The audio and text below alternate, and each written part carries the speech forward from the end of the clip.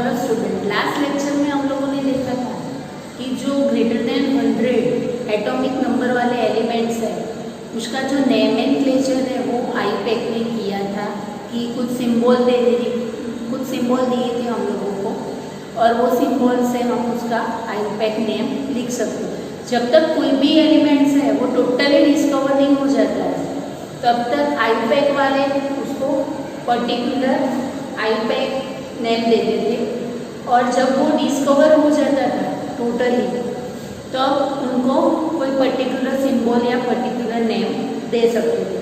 क्योंकि प्रॉब्लम क्या होती थी कि जो रिसर्च अलग अलग कंट्री वाले लोग करते थे तो कोई बोलता है कि ये वाला एलिमेंट्स है वो हमारे कंट्री में डिस्कवर किया है, दूसरे लोग बोलते थे ये वाला हमारे कंट्री में डिस्कवर हुआ है। तो आईपैक ने डिसाइड कर लिया कि स्टार्टिंग में जब तक एलिमेंट्स के बारे में पूरी इंफॉर्मेशन ना मिले तब तक क्या करना है कि आईपैक है वही उसे पर्टिकुलर नेम और सिंबल में लिखेंगे। फिर उसकी टोटली डिस्कवरी हो जाती है, फिर जो कंट्री ने उसको डिस्कवर किया है वो कंट्री वाले उसके हिसाब से उसका नेम और सिंबल रख सकते हैं। अब आगे का हमारा टॉपिक है कि कोई भी एलिमेंट्स पीरियोडिक टेबल में हम लोगों को पता है कि हमारे पीरियोडिक टेबल में जो पीरियड्स के नंबर है, पीरियड्स के जो नंबर है वो प्रिंसिपल क्वांटम नंबर से प्रिंसिपल क्वांटम नंबर पर बेस्ड है कि प्रिंसिपल क्वांटम नंबर है वो हमारा पीरियड का नंबर है। अब हम लोगों को पता है कि प्रिंसिपल क्वांटम नंबर n = 1 मतलब कि हमारा फर्स्ट वाला पीरियड हुआ, पीरियड नंबर 1 हुआ है। अब पता है कि उसमें ऑर्बिटल कितनी होती है, n = 1 में ऑर्बिटल सिर्फ और सिर्फ 1s होती है और हमें पता है कि 1s ऑर्बिटल में इलेक्ट्रॉन कितने होते हैं, 2 इलेक्ट्रॉन होते हैं। तो हमारा जो फर्स्ट पीरियड है उसमें एलिमेंट्स भी कितने हैं, 2 एलिमेंट्स हैं। इन शॉर्ट में ऐसा कुछ बोल सकते हो कि जो प्रिंसिपल जो हमारा सेल नंबर है, प्रिंसिपल क्वांटम नंबर मतलब कि हमारा सेल नंबर, तो जो सेल में जितनी ऑर्बिटल होती है उससे डबल एलिमेंट्स होते हैं, ऑर्बिटल के डबल एलिमेंट्स पीरियड्स में होते हैं। तो n = 1 पीरियड्स है हमारा, तो n = 1 में ऑर्बिटल सिर्फ और सिर्फ एक ही ऑर्बिटल है, s ऑर्बिटल, और s ऑर्बिटल में 2 इलेक्ट्रॉन रह सकते हैं, मतलब कि 2 इलेक्ट्रॉन रह सकते हैं तो 2 एलिमेंट्स हैं। फर्स्ट वाला पीरियड ऐसे n = 1, सेकेंड वाला पीरियड है हमारा उसमें n = 2 आएगा, प्रिंसिपल क्वांटम नंबर n = 2 है। हम लोगों को पता है कि हमारा सेकेंड वाला जो पीरियड है, सेकेंड वाले पीरियड में 2s और 2p की 3 सब ऑर्बिटल होती है। तो टोटल हमारी ऑर्बिटल कितनी हुई, यहाँ पर ऑर्बिटल 1, यहाँ पर टोटल ऑर्बिटल 4, टोटल ऑर्बिटल 4 मतलब कि एलिमेंट्स कितने, डबल, तो 8 एलिमेंट्स। थर्ड वाला हमारा पीरियड है उसमें n = 3, ऑर्बिटल हमारी होती है 3s और 3p, टोटल 4 ऑर्बिटल, तो एलिमेंट्स कितने हैं, 8 है। हमारा फोर्थ वाला पीरियड n = 4, n = 4 में हम लोगों को पता है कि 4s 4p और 3p ऑर्बिटल होती है। हम लोगों को पता है कि s की 8, p की 3 और d की 5, टोटल हमारी 9 ऑर्बिटल हुई, तो एलिमेंट्स हमारे कितने हो गए, 18। फिफ्थ वाला पीरियड में n = 5, जब सेल 5 होता है तब हमारी जो ऑर्बिटल है वो 5s 5p और 4d, टोटल 9, तो हमारे एलिमेंट्स कितने हुए, 18।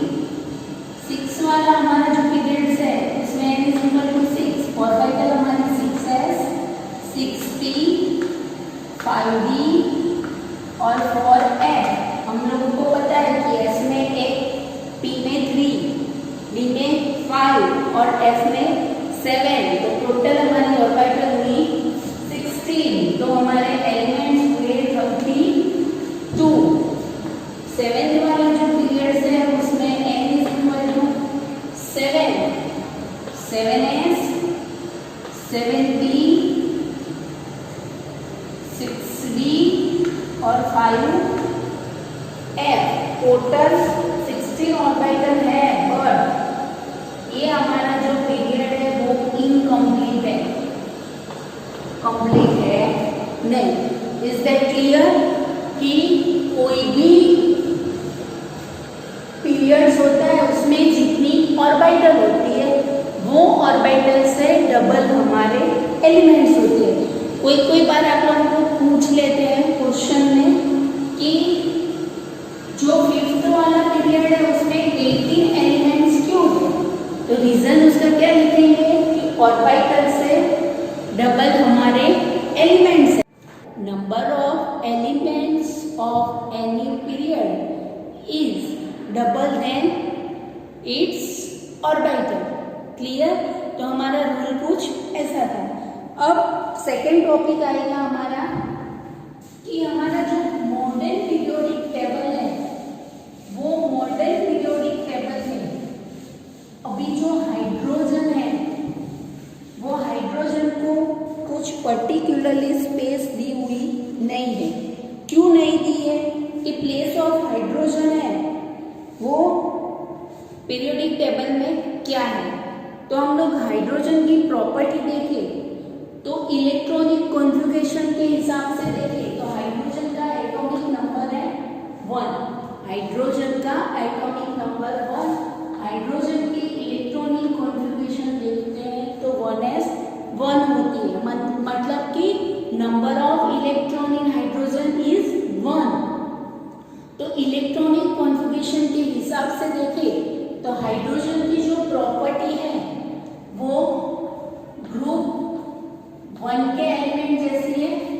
ग्रुप 1 के जो एलिमेंट्स है कौन कौन से हैं? Lithium, sodium, potassium, rubidium, caesium और फ्रांसियम।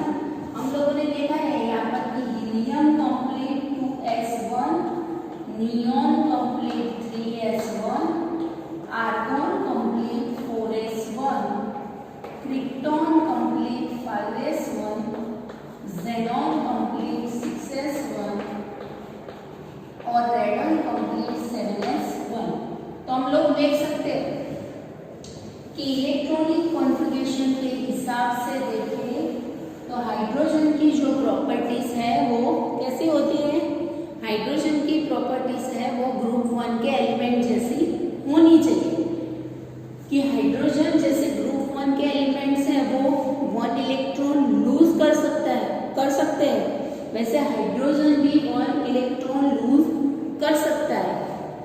तो हाइड्रोजन है उसकी प्रॉपर्टी ग्रुप 1 जैसी होनी चाहिए और हाइड्रोजन को ग्रुप 1 में रखना चाहिए। बट प्रॉब्लम क्या है कि सेम हाइड्रोजन की सेम प्रॉपर्टी ग्रुप 17 जैसे भी है, ग्रुप 17 जैसे भी है कि हाइड्रोजन 1 इलेक्ट्रॉन गेन करके 1s2 भी बन सकता है, H माइनस भी बन सकता है। यहाँ पर हाइड्रोजन H प्लस बन सकता है तो H माइनस बनेगा, तो ऐसे Cl minus, Br minus, I minus, F minus हम लोग लिखते हैं।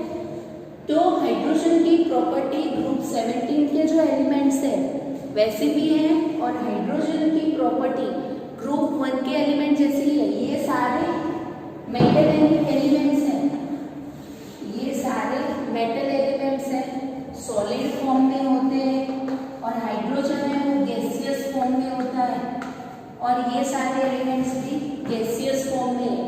इन शॉर्ट इतना बता रही हूँ कि हाइड्रोजन की जो प्रॉपर्टीज है, हाइड्रोजन की जो स्पेस है वो ग्रुप 1 में भी होनी चाहिए क्योंकि उसकी प्रॉपर्टी हम लोगों को पता है कि ग्रुप में क्या है कि सेम प्रॉपर्टी वाले एलिमेंट्स हैं।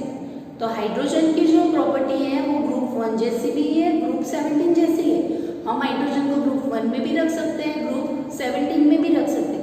बट प्रॉब्लम क्या हुई कि उसको ग्रुप 1 में रखे कि ग्रुप 17 में रखे।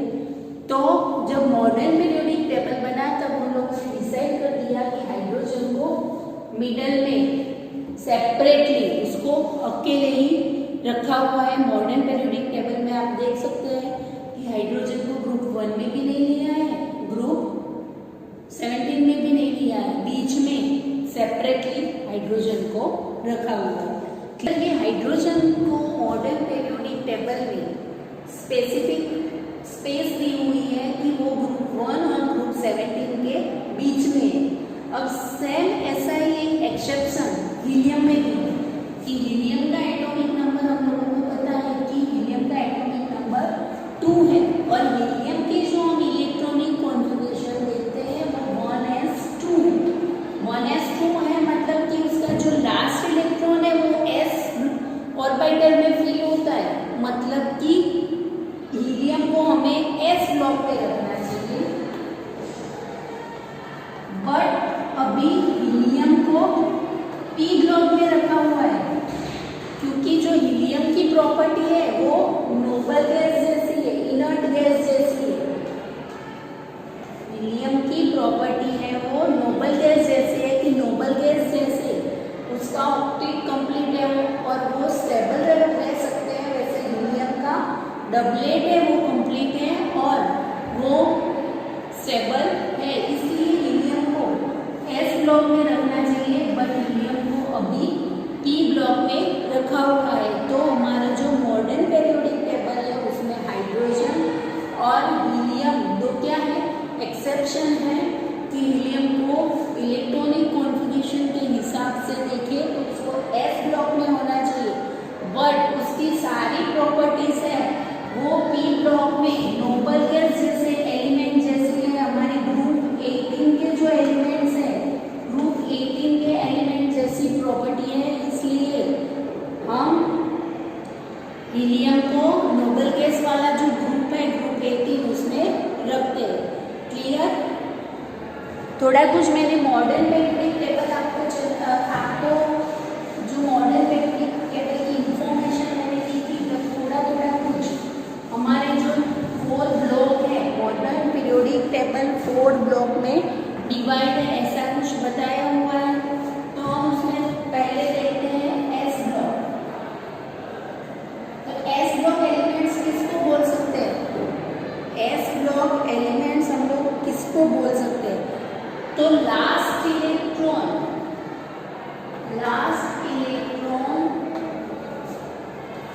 filled in s orbital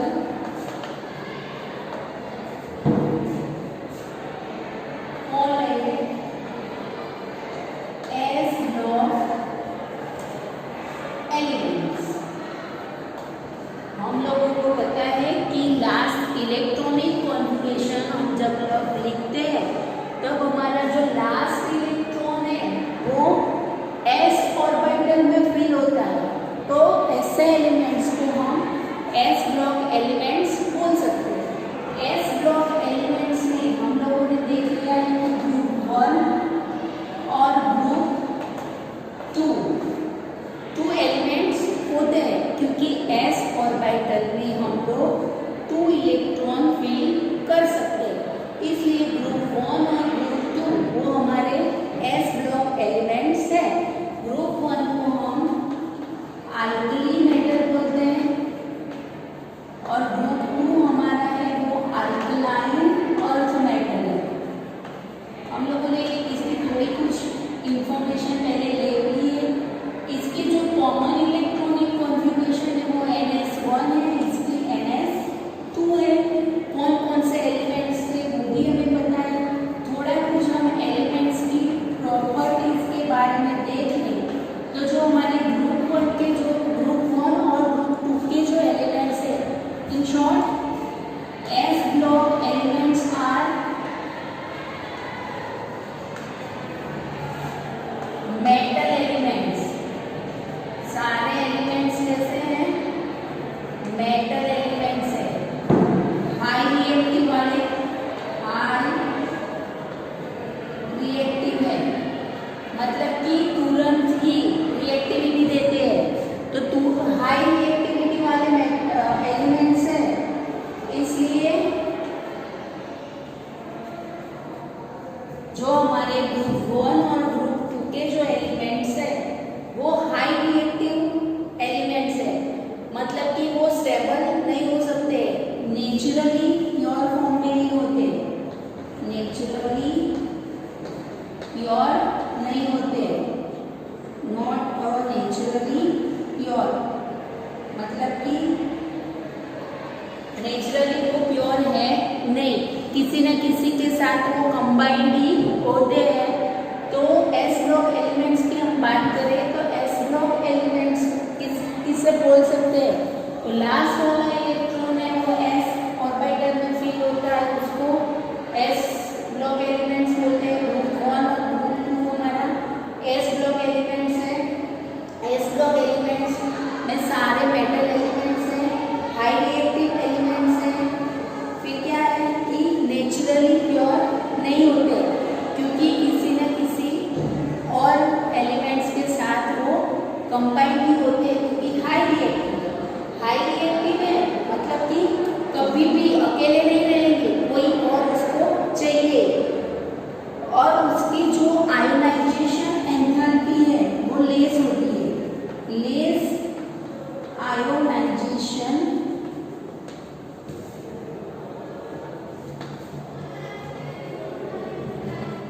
enthalpy वाले एलिमेंट्स होते हैं। तो क्लियर कि एस ब्लॉक एलिमेंट्स किसको बोलते हैं, तो लास्ट इलेक्ट्रॉन एस ऑर्बिटल में जाता है। फिर आएगा हमारा पी ब्लॉक,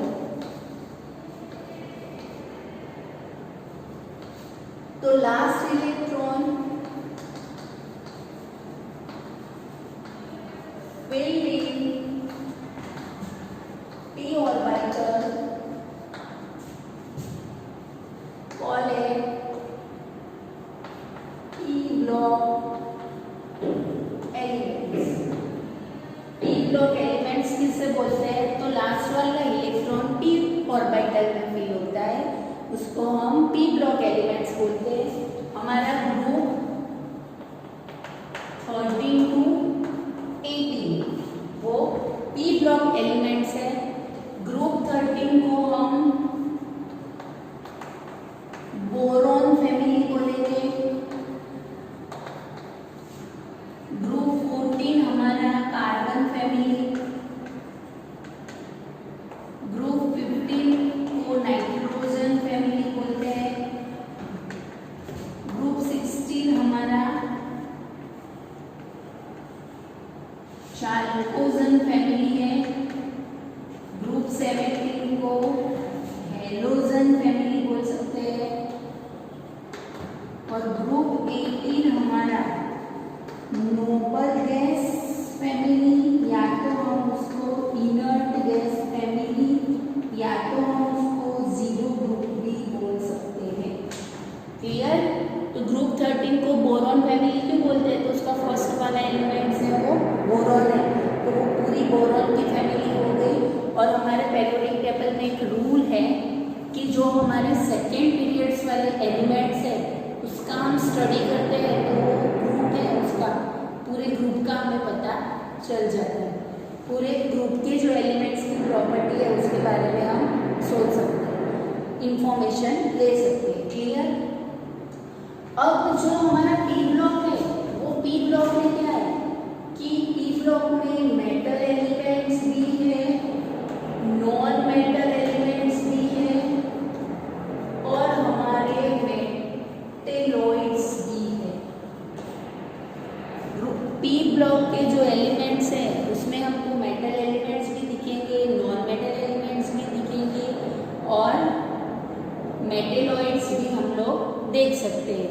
पर हमारे जो एस ब्लॉक और पी ब्लॉक के जो एलिमेंट्स हैं वो एस ब्लॉक और पी ब्लॉक के एलिमेंट्स को हम रिप्रेजेंटेटिव एलिमेंट्स बोल सकते हैं, या तो नॉर्मल एलिमेंट्स भी बोल सकते हैं।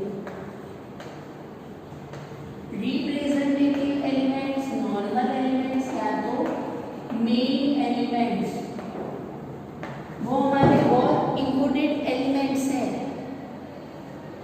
तो ग्रुप एस ब्लॉक और पी ब्लॉक के सारे एलिमेंट्स है उसको हम रिप्रेजेंटेटिव एलिमेंट्स या नॉर्मल एलिमेंट्स बोल सकते हैं। और ज़्यादातर स्टडी हम लोग ग्रुप एस ब्लॉक और पी ब्लॉक एलिमेंट्स का ही करने वाले हैं। क्लियर? इसके बाद आएगा हमारा एस ब्लॉक और D block.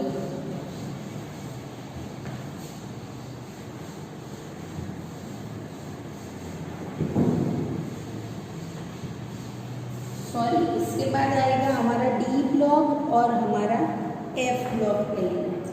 D block elements किसे बोलते हैं? तो last electron pairing D orbitals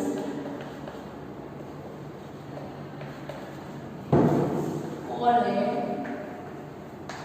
D block elements.